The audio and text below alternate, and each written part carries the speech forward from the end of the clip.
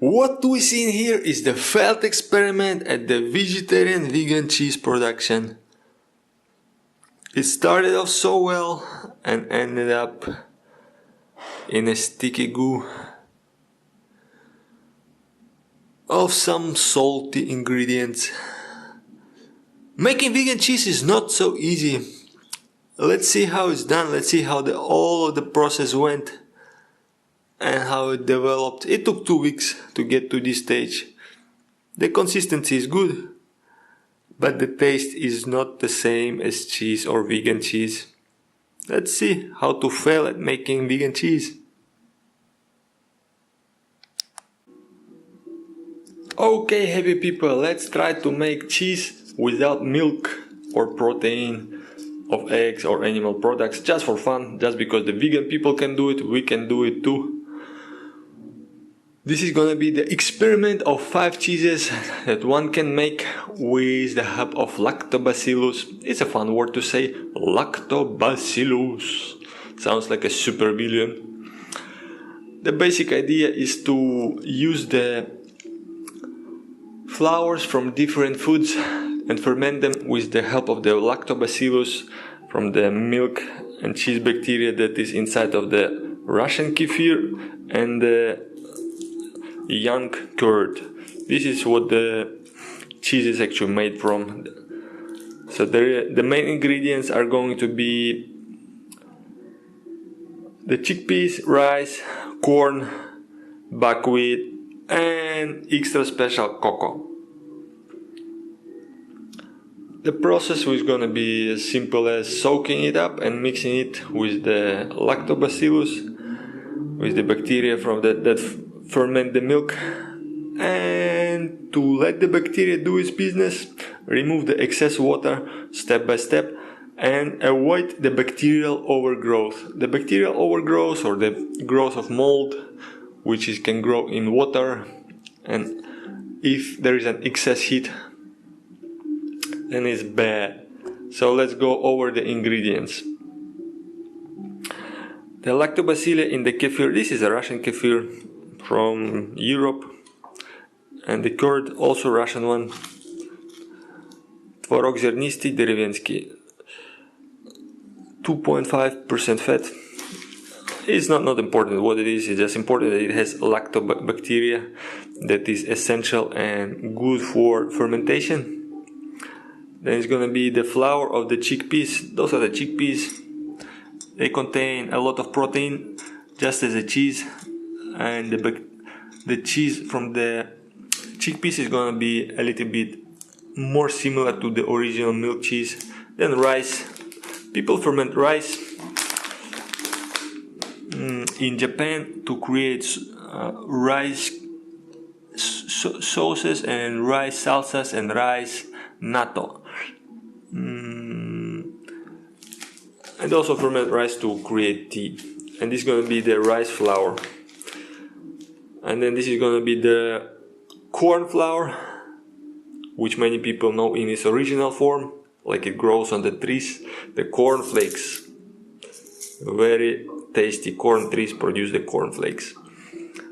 And then the flour of the coconut from Indonesia, which many people know in the form of the coconut or the coconut flakes. Then water to soak up the flours, because all of the flour is very concentrated, it soaks up the liquid. And the initial lactobacillus is going to be just a starter, so that in case the process is going on, it's not going to be too many bacteria. The bacteria will have to conquer the medium, the food that is fermenting. So it's going to be a natural process and there is not going to be excess of lactobacillus. All of this is going to be mixed in water in separate containers. And this is a buckwheat flour from Germany or Europe or East Europe. And this is the buckwheat. As is any other cheeses, it is possible to mix in spices and herbs, in this case herbs, and garlic or green pepper, curry. It's also possible to mix in the slices of cheese, the ones that you like, and that already have the cheese bacteria. The whole point is to avoid the milk and the animal proteins and to create a cheese that has a different flavor, kind of a nutty flavor. The problem with the vegan, vegetarian cheeses is that they have a lot of excess water. So this one is going to be different.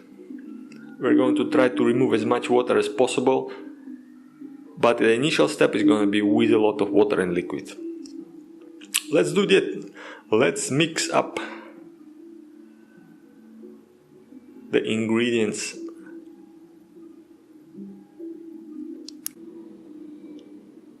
This is how the sorcery and the magic is done. It's just mixing of the ingredients. Let's start with corn flour into the water. Let's add 2 spoons, which will equal to 4 spoons once it soaks up with water. 3 spoons is gonna equal to 6 spoons. A little bit of fresh cheese and curd, and a little bit of the kefir bacteria. There are billions or millions of different types of bacteria in the kefir. It's not a single bacteria, it's a city of bacteria. That's why I selected kefir instead of a yogurt, but you can probably do it with yogurt, the creamy one that you like. And once you do this crazy preparation experiments, it's better to label corn. After that, it's fairly simple. Close up and shake.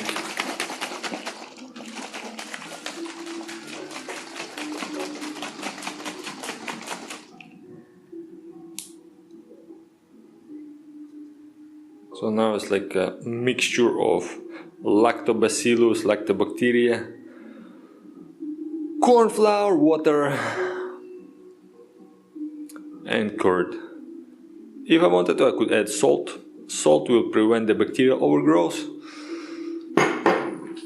Or let's try some herbs.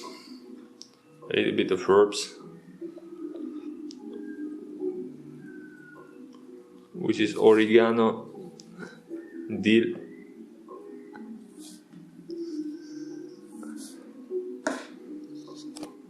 okay. This is just against the bacterial overgrowth, and the process is going to be a little bit slower. It's not going to stop the bacteria, but it's make them slower.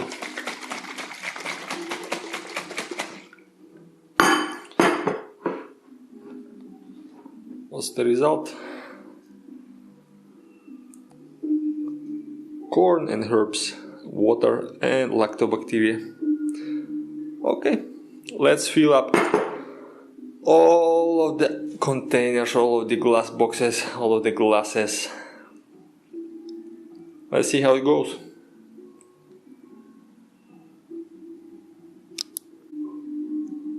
The mixing and shaking is done. The ingredients are mixed. The bacteria are ready to eat. The basic idea now is that the bacteria will ferment the ingredients, in this case cocoa, rice, chickpeas, buckwheat and corn. And the chicks love it. The chickpeas chicks love it. The bacteria work better around 20 degrees Celsius.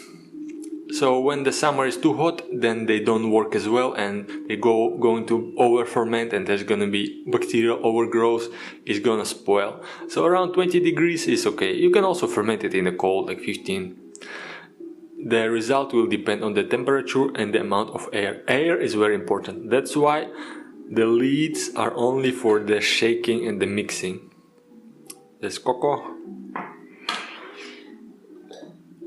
rice, chickpeas for the chicks, buckwheat for the wheat, and the corn for the brave people. Let's look at the consistency of the initial product. The cocoa looks a lot like milk.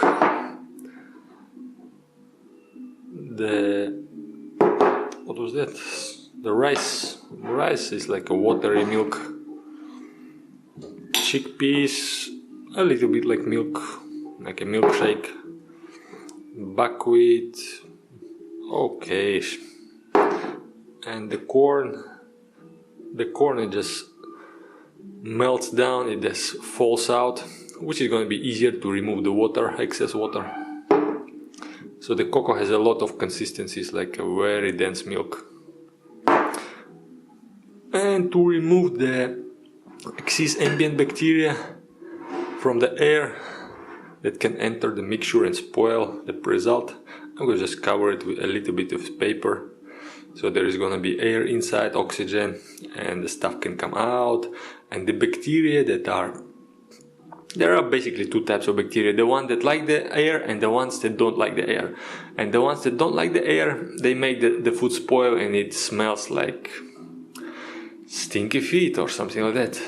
So to avoid the excess of external bacteria, I'm just gonna cover it with paper, or if you have something else, something better, then cover it with this. The bacteria, the lactobacteria from the kefir, they have to breathe. That's why I'm just covering this, and then let's see what happens overnight. And after 12 hours, repeat the process of shaking and removing excess water. Let's see what happens the next day.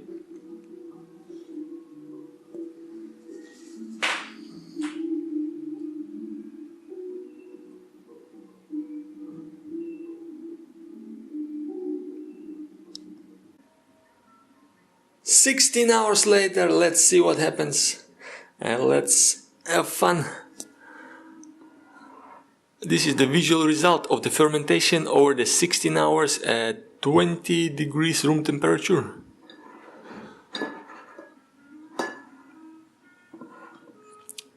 Cocoa is kind of bland.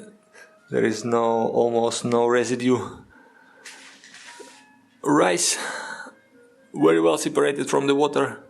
Chickpeas for the chicks, well separated from the water. Buckwheat for the wheat people, well separated from the water.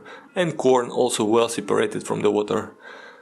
It looks like the cocoa is mixing so well with the water and it likes to stick to the water, so it doesn't fall out. It soaks up the water very well. Smells nice. No odor. The cocoa smells a bit like the yogurt. The rice smells like the rice. Chickpeas like the chickpeas. Buckwheat like the buckwheat. And corn. Corn doesn't have any smell. Okay, now to avoid the over fermentation, we have to remove the excess liquid. Let's do that.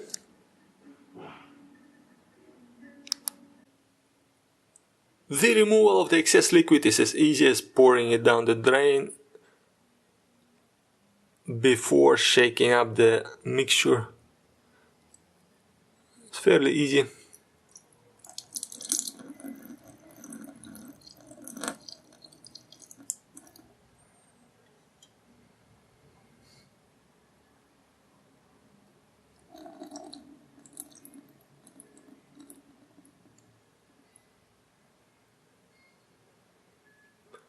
Same is done with the cheese, but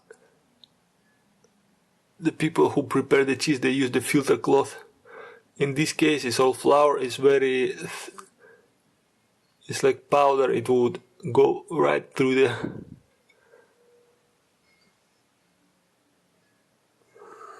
filter. I guess it would be possible with coffee filter, but I don't want to spoil coffee filters. Just like that is good enough.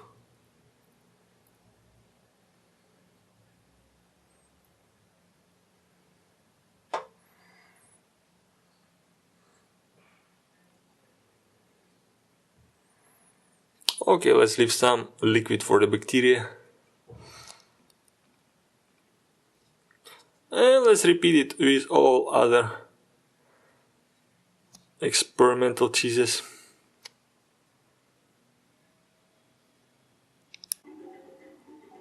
After the removal of excess liquid, the total volume did shrink by half.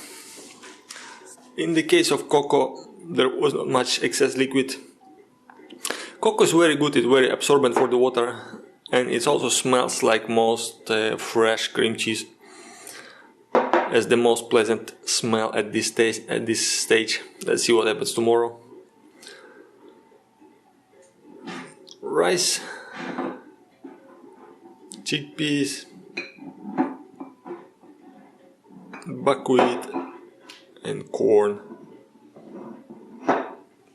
Let's close up the lids and shake them up. Once again, just like in the traditional cheese preparation.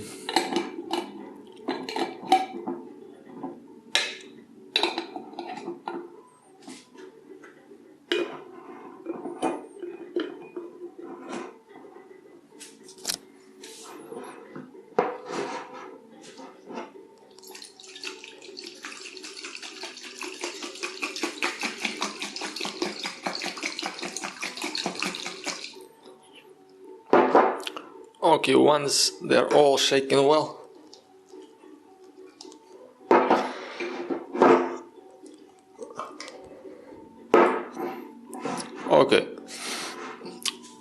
once they're all shaken well and mixed with the air so that the bacteria can breathe once again, that's the whole idea of the shaking and mixing and removal of the excess liquid, that the bacteria can breathe once again. They have to repopulate the mixture to feed on the ingredients, on the nutrients, whatever they have in there, and ferment them. Let's see what happens tomorrow. Also, after mixing and shaking, just open the lids and let it breathe so there is air.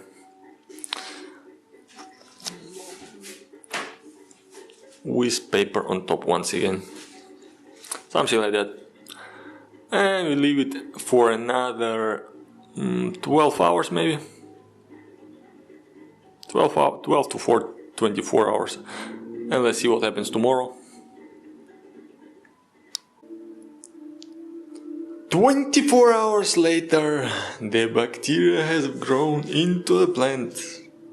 Maybe. Well, in reality, jokes aside, the only visible differences is the excess liquid is on top. In all of the 5 glass jars, the cocoa starts to fall out, the rice falls out neatly, it also creates bubbles. Let's see, bubbles.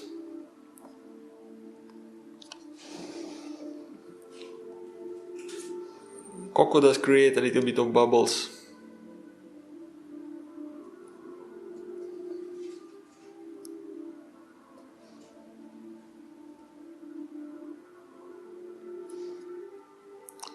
Well, the camera doesn't want to focus, but there are bubbles.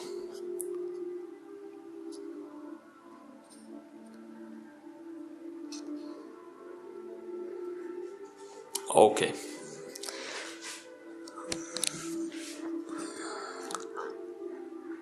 And it starts to smell like yogurt, more like yogurt.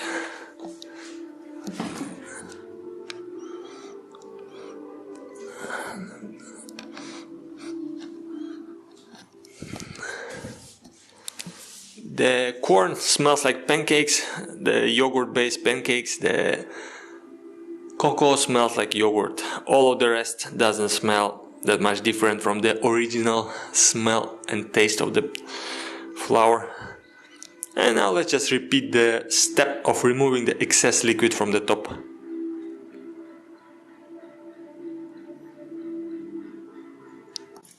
Let's get this done. Let's remove the excess liquid.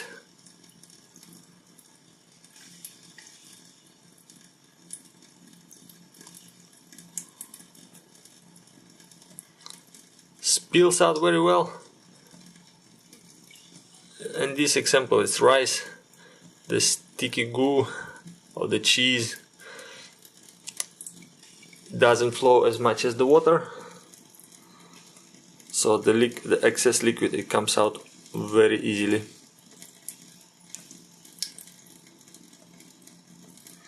It's not that hard, rather easy.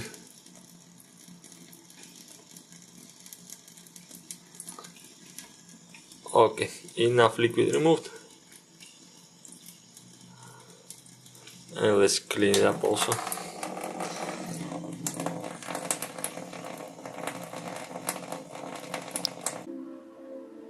The fermentation containers, in this case just glass jars, are now free of excess liquids and they have fresh air inside. So let's now shake them up.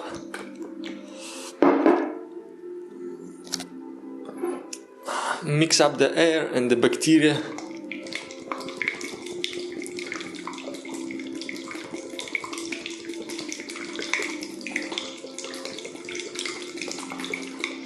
Good enough. You get the idea. Let's try buckwheat.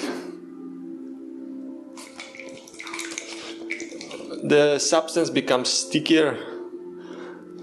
I guess the amount of excess liquid is almost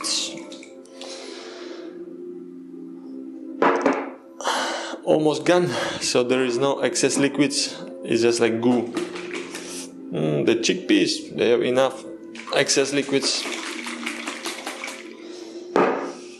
The rice and the buckwheat. Yeah, the buckwheat is the most sticky one, so it's probably turning into cheese faster. The corn, also sticky. The cocoa, the cocoa is way too liquid, but it looks like the cheese from the fresh cheese from the cow milk.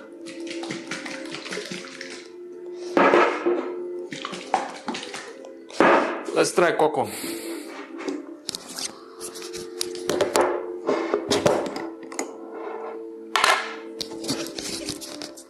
Okay.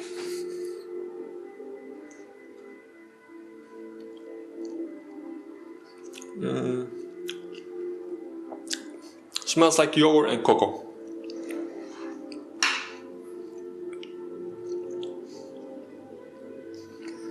Interesting. Yogurt and cocoa. So the bacteria are multiplying. It suggested that it's now entering the stage of yogurt. Later on it will enter the stage of curd and stage of cheese later after that. As long as I can maintain a clean, mild conditions for the growth of the bacteria, which means air, the proper temperature of 20 degrees or 25 maximum, air, some liquid and food, which in my case is all good, but you have to do it every day. Continuously provide the bacteria with fresher air. Okay, let's see what happens tomorrow. Also, I'll just open up all of the lids, clean them, and place paper on top so that the bacteria can breathe. And there is no danger of creating the bacteria that strive without air. Those bacteria are bad. They will ferment the food later on, in the later stage, when there is no excess nutrients and no excess liquids. So there's going to be a multi-stage fermentation. Both types of bacteria will ferment the cheese. At this first step, we want the air bacteria to start it, and the bacteria that grow without the air, they'll finish the fermentation process. Let's see what happens tomorrow.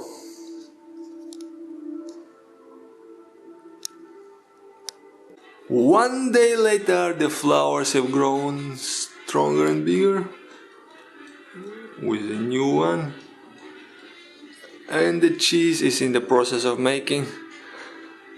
Virtually every container, every glass jar has little bubbles, so that the bacteria is starting to reproduce more energetically, more enthusiastically. And there is a little bit of water, excess water in all of the glass jars, including the cocoa one. Let's remove the excess water and shake it up once again. The smell starts to be like yogurt or like fresh cheese a little bit, but more like yogurt.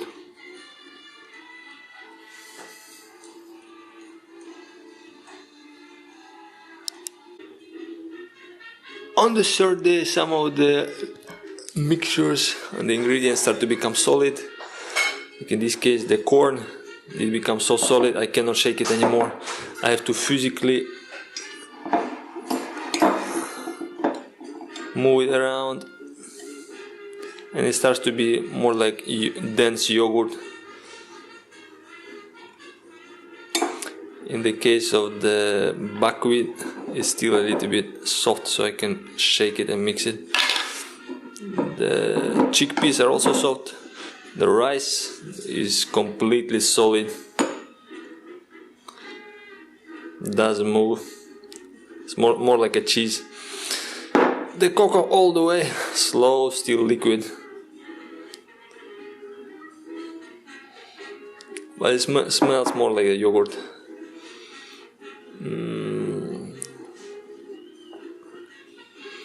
The rice starts to smell like a creamy cheese or creme fraiche. The chickpeas smell like the chickpeas. Buckwheat starts to smell like the herbal cheese. And the corn smells like corn. Okay, I just mix it up with a spoon so that the bacteria have air inside and then grow very well. Let's see what happens on the next day.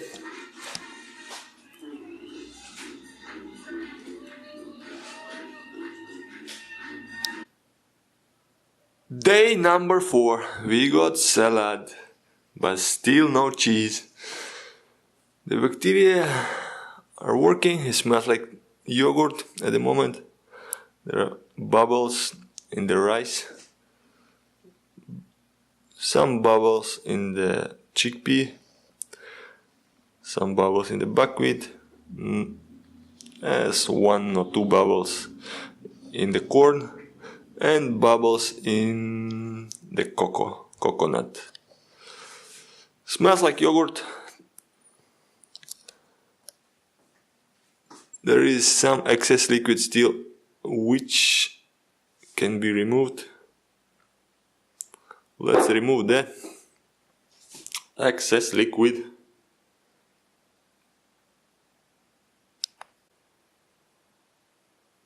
The texture of the preparation starts to resemble a little bit like cheese, and the excess liquid can be still removed.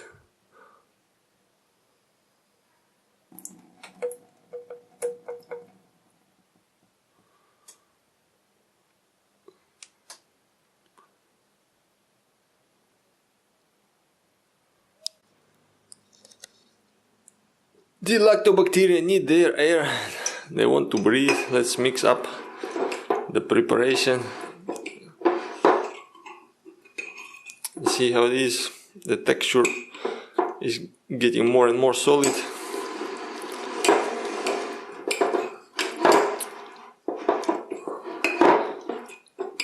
So the more air they get, the more of them are able to survive, the good ones.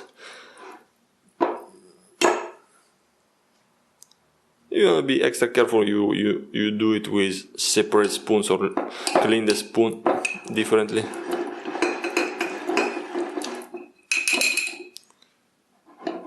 I'm just gonna cross-contaminate. At this stage shaking doesn't really work, only mixing. The rice is very sticky.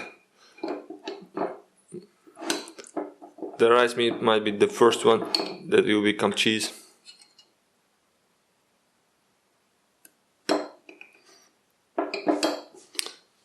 And the cocoa might be the perfect one because it's still watery, creamy, very easy to add air.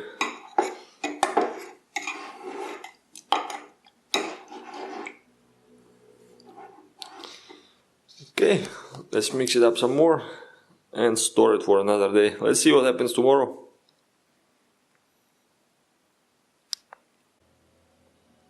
Day number 5 in the process of vegetarian, vegan or non-milk based cheese making.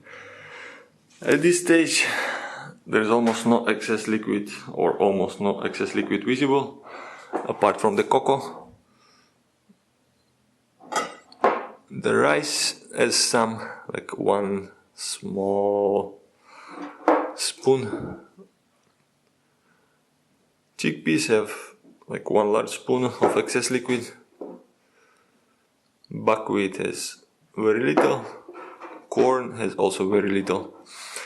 By this stage, by the 5th day, I already learned them by the smell. Smells like fresh cheese. Smells like rice. Smells like a little bit like a cheesy. Smells like lard. Smells like cheesy corn. It's gonna become very difficult to add air, so I'm just gonna remove the excess liquid and stir it up with a spoon to add oxygen to the mix so that the bacteria can have some oxygen.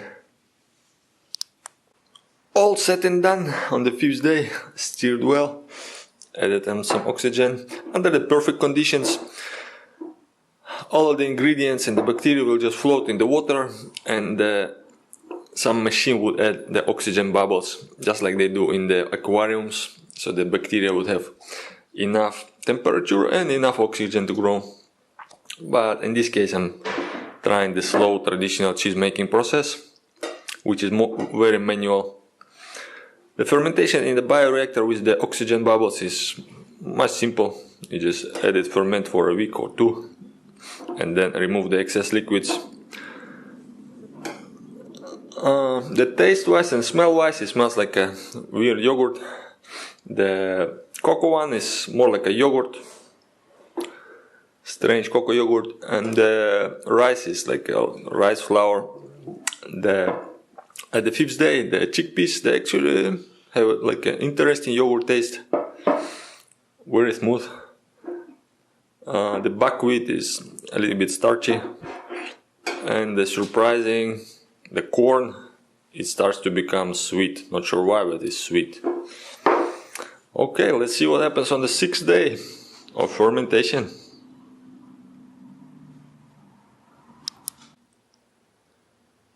Day number 5. I have grown 3 fruit: kiwi, apple and mandarin. But the cheese is still not ready. It's way harder than you think. The chickpeas, they have grown mold. Fibers of mold. White one. Penicillin one. Fortunately not the black one. Just the white ones. Interesting.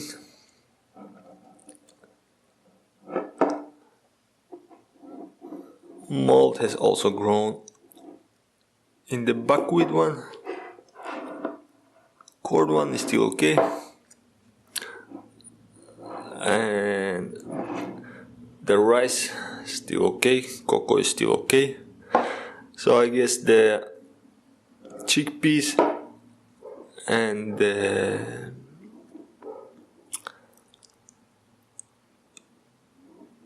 buckwheat, they fall out of the race at this moment because they have started to grow mold, and mold is toxic to the human body, so they fall out of the race at this moment. Only 3 candidates for cheese remain.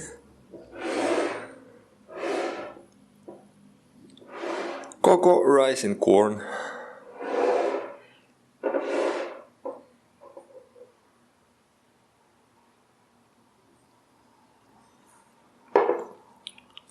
The chickpeas was the most promising one because it has the most protein content, less like milk. The buckwheat, there's a lot of mold.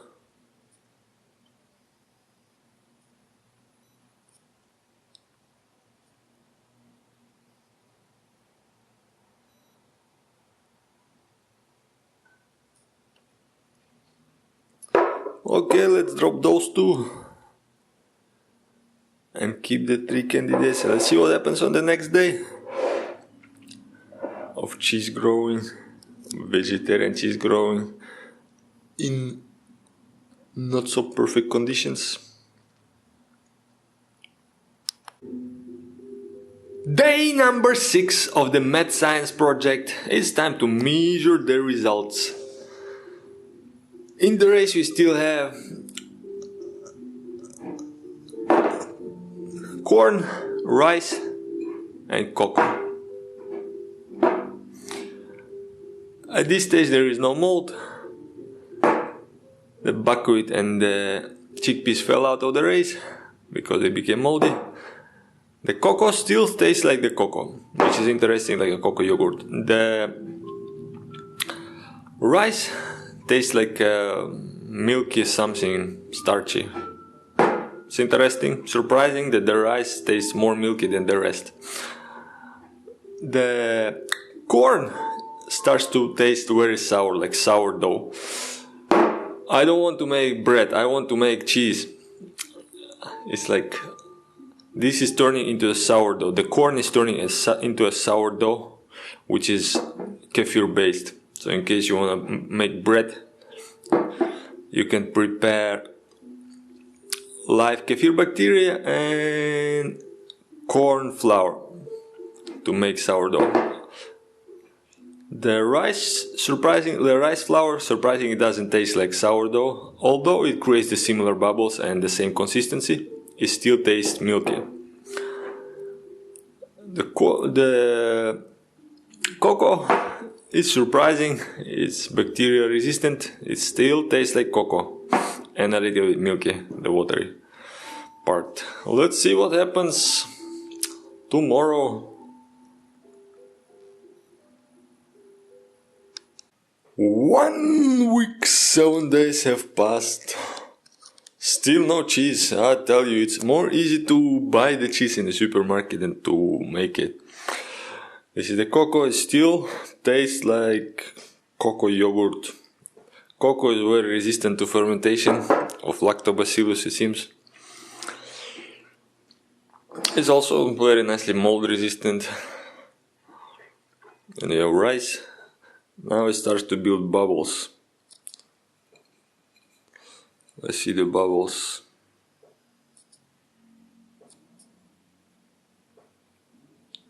Yes, there are bubbles inside of the mixture. So the bacteria is hard at work. Now the anaerobic bacteria and the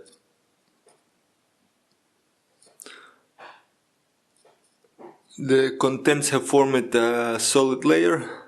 So now the air and moisture is trapped inside, and there is pretty much nothing else to do at this stage. Just let it cure by itself.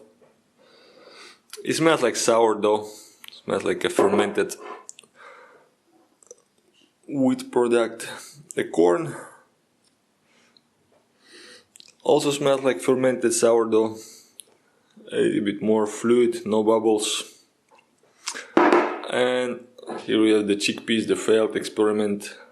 They have a lot of bubbles, lots of fermentation, and lots of mold. So when black mold is growing, this is a failed state. It looks like cheese a little bit, or fermented something. It probably depends on the temperature, the total amount of fermentation. It's way harder to make vegetarian cheese or vegan cheese or plant-based cheese than to make milk-based cheese. It's an interesting experiment. Some people succeed maybe better, some maybe not so well. Let's see what happens in the next few days when the fermentation takes place and when there are more bubbles, maybe when the anaerobic bacteria take over. Let's see if it will grow mold, if it won't grow mold, if it will become something. I guess maybe after 2 weeks, 1 week more, it's gonna be more cheesy. At this stage it smells like sourdough. Bread. If I wanted to make bread, it would be perfect, but I want to make cheese. Let's see what happens the next few days.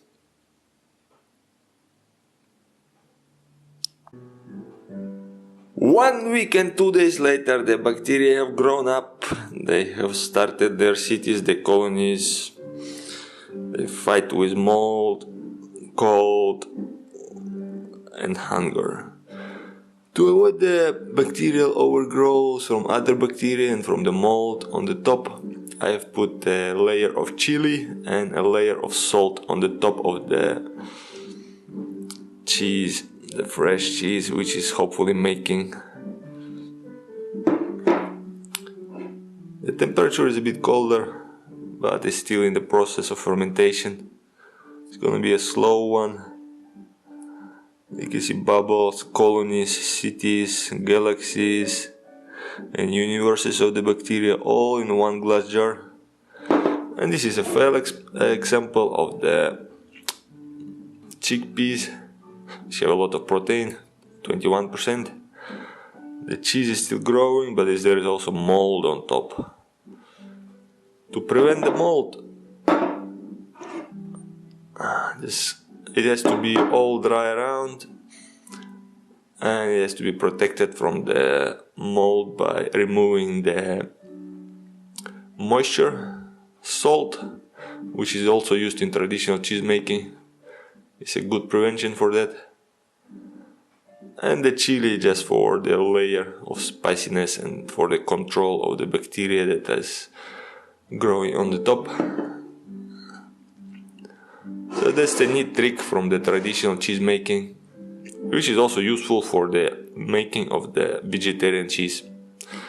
Let's see what happens in the next few days, the week, however long it takes to make this cheese.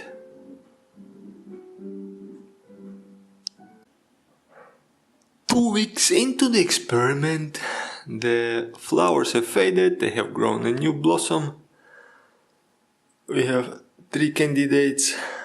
The cocoa one is a failed experiment, it just doesn't ferment.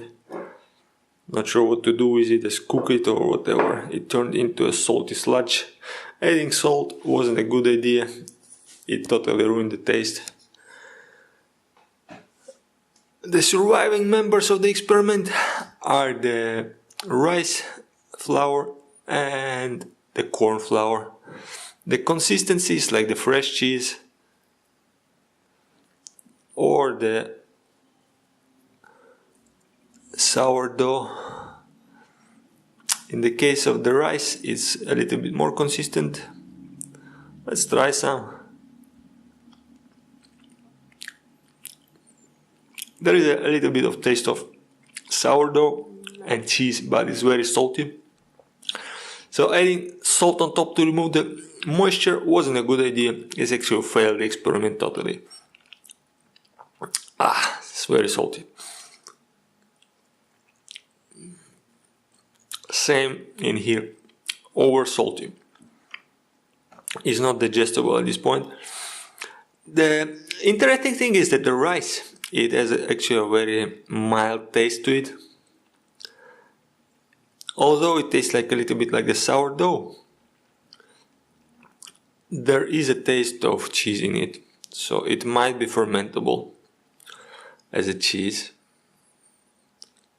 but it's basically bread at this stage, rice bread. Which is interesting, it's a combination of cheese and bread. There is definitely a product in here. It does have a cheesy taste, yes. It does have a cheesy taste. That one I cannot deny. So the only successful member of the experiment would be rice flour. The corn one, after 2 weeks, still starchy. Has a starchy taste. Unfortunately, the idea with the salt didn't work out. So in case you want to remove the excess liquids, at some point I think you have to remove the mass from the container and manually squeeze it into a bowl. Remove the liquid with paper, clean it up from the, just like that, with clean hands or with gloves. Clean it up and make it into a bowl and let it ferment from the inside while cleaning the exterior from the mold and from the excess moisture by, I'm not sure why, like clean paper towel. Something like that would work actually. It would ferment into something. And in the case of rice, it actually has a little bit of cheesy taste, like a cheesy bread. So you don't need any bread to eat it. It's interesting. Salty and cheesy. Very salty. Okay, I hope it helps in your own future experiments. Keep pushing the limits of the possible. And the cheese making factories, they probably could have done it. The people who are more experienced with cheese, they can do it. If you can do it better, go on, do it. Make an experiment with vegan cheese, document it, publish it online, publish it on the internet, make it available so that we all can enjoy the future. We can have cheese from, cheese from eggs, cheese from corn flour, cheese from rice, cheese from chickpeas, cheese from buckwheat.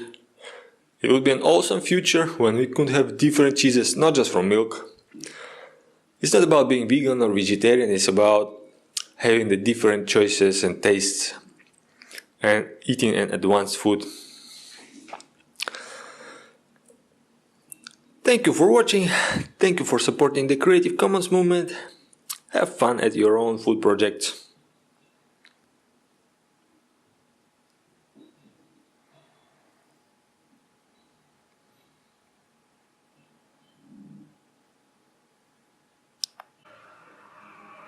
Here's a quick trick for how to cut a tomato.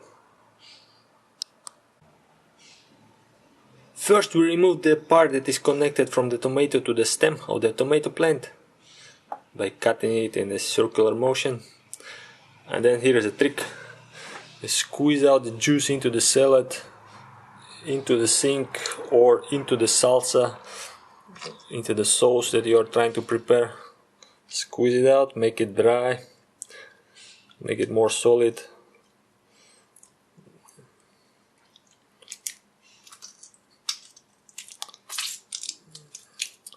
Now the tomato is more or less flat. And now you can cut it like this, cut it.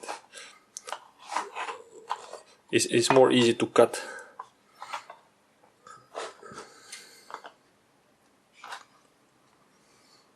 One hand cutting. And then as you go, you just twist it, twist it, twist it, twist it, twist it, turn it, and it comes out in slices.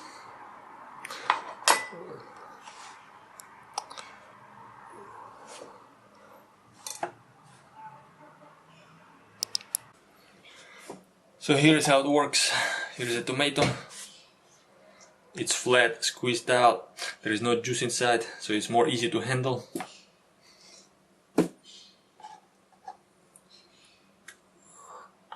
Now it just goes in slices.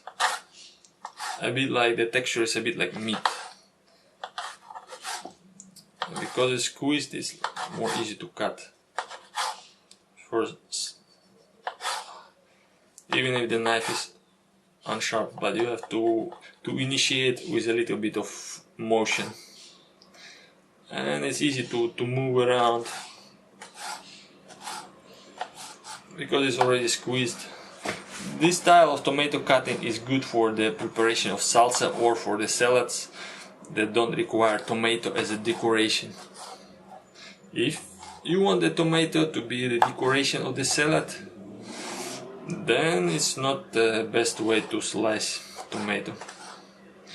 But basically it's just like a little bit smashed and mashed tomato, which is now ready for consumption.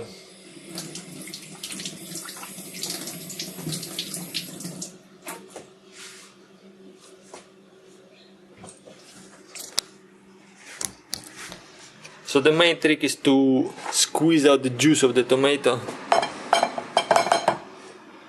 Squeeze and make it flat, and then to cut it flat without the juice. So, I hope this helps. Have fun cooking.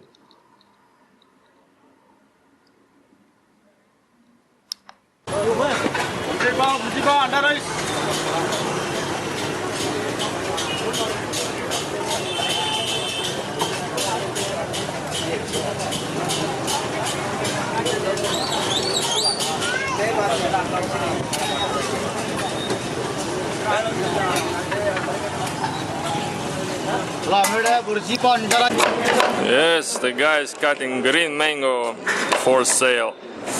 It's like a lemon treat in India. Cut, cut, cut, chop, chop, chop. A very nice machine for chopping.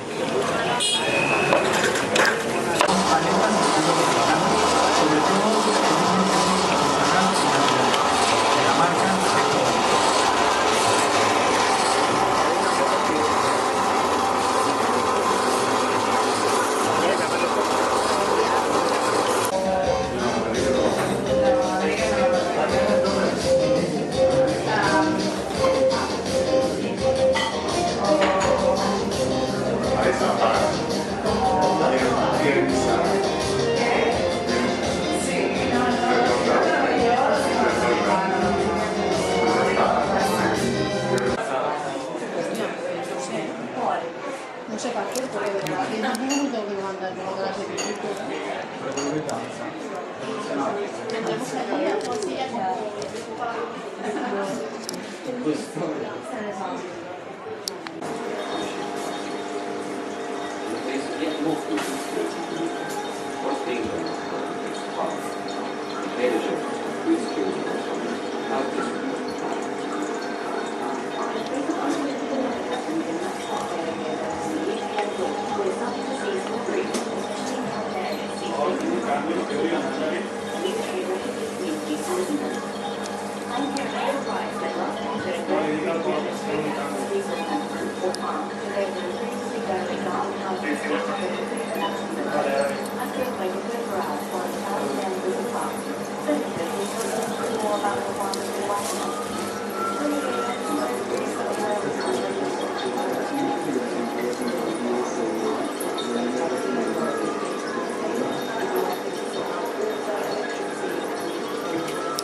poder compilar un manual de sachets.